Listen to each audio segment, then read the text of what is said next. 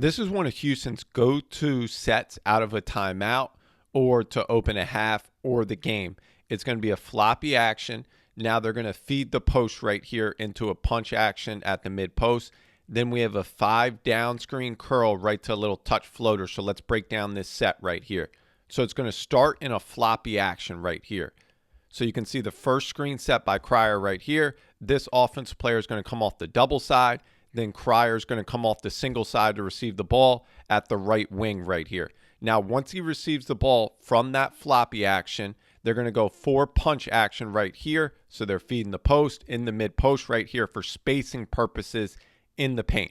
Now, Cryer right here is going to cut through, and it looks like he's just cutting through. You can see he puts his hand up like he's just cutting through the paint and then going to clear out opposite. But instead, he's going to set a down screen right here. So a 5 down screen. Off this down screen, this offensive player that was in the left dunker spot right here is now going to curl up. It's a great screen by Cryer right here. And because it's a great screen, this offensive player is able to catch the ball right here to a little touch floater. A great set play to get a quick bucket for Houston. This is a great opening set to the second half for BYU. So it's going to be a set to get the ball to the mid post to Igor Dimon, their point guard. Now it's going to be a twirl action into a rip screen the screener set right here, and they're able to get a finish off this opening set. So let's break it down. So to start this set, we're going to see a stack out action. So that's where this offense player is cutting out right here off a screening action here to receive the ball at the high wing or high quad right here. Now, Igor Dimon, their point guard for BYU, is going to come off a UCLA screen, punch action, which means they're going to feed the ball into the mid post right here. So 1 UCLA punch. Then it's going to be a twirl action right here. So we have the screen. Then this offense player is going to twirl right here to set the rip screen. So we have the back screen right here. That's option 1. Now, they're going to get the back screening option on this set, but the next option is to screen the screener set. So now 13 right here offensively is going to set a down screen to complete the screener action. But instead, they get the rip screen right here, a great design set for BYU. This is excellent action from UConn to attack Florida's switching defense right here. So we're going to start with a pistol chin action. Then after that rip screen, we're going to see a baseline runner, slip action, and that's where they're going to attack the switch. But you also have a Ricky action right there. So let's break down these multiple actions and why it opens up a layup. So first we have the pistol action right here, the dribble handoff. Now we have an opposite down screen right here. Now once they enter the ball to that left slot, Liam McNeely is going to come off a rip screen right here at the elbow. So the pass with the rip screen, that's chin action right here.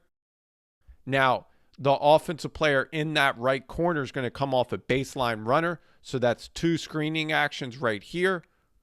Now, on this second screen, you're going to see a slip action because Florida is going to point switch right here. Now, on that point switch, the screener recognizes it. 2 are going to go with the baseline runner right here, which opens up the slip cut. Now, to occupy these 2 defenders, UConn's going to run a Ricky action, which is a rescreen off the chin action to occupy both these defenders. And you can see there's even confusion right here on the baseline runner. They're trying to point switch. So now it's late on that Ricky action, the rescreen, down screen, and a flash right here by Reed. So there's a lot of actions going on to open up the layup. This is a great opening set from Oregon to attack the ball screen coverage of Arizona. So Arizona is going to be aggressive in their ball screen coverage. So Oregon's going to hit ahead to hit the roller with the shorted action. So let's break down this opening set. Now, when they enter the ball right here to the left wing, the point guard's not going to clear through right here to the left corner. He's going to clear opposite, which is very important to understand because they want to leave this corner empty right here so there's no shakeup. Now, they also want to leave the paint open. So everybody's going to be along the perimeter when this play develops right here. So it's going to be a wing empty side ball screen. Now, once the screener sets this screen, he's going to roll to the front of the rim. Now, Arizona is going to show to touch right here, which is a more aggressive ball screen coverage right here. So the screener's defender is going to step out 2 steps right here. The on-ball defender is going over the screen. So that means the ball handler right here is going to hit ahead to the top of the key. Now the roller right here is rolling to the front of the rim. You can see he's wide open because this side's empty, and both these Oregon players offensively are spaced out right here, which means the paint is wide open for a hit-ahead dunk. I love this offensive concept from Kentucky. So it's going to be a 5 flash. They're going to get the ball to Williams at the extended elbow.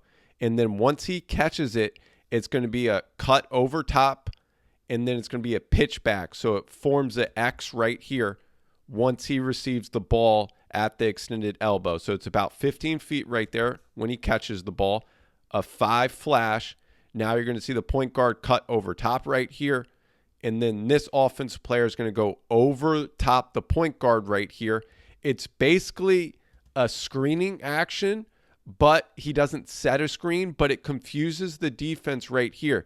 They have to communicate of how they're going to guard this because it's a little pitch back, and it's so close to the paint, he can go right up to score. Similar action again. They're going to cut off X flash right here. They have a little rub screen right here to get the ball even closer this time. You saw in the previous clip, it was about right here. Now it's about at 10 feet. Then you're going to see the point guard cut over top.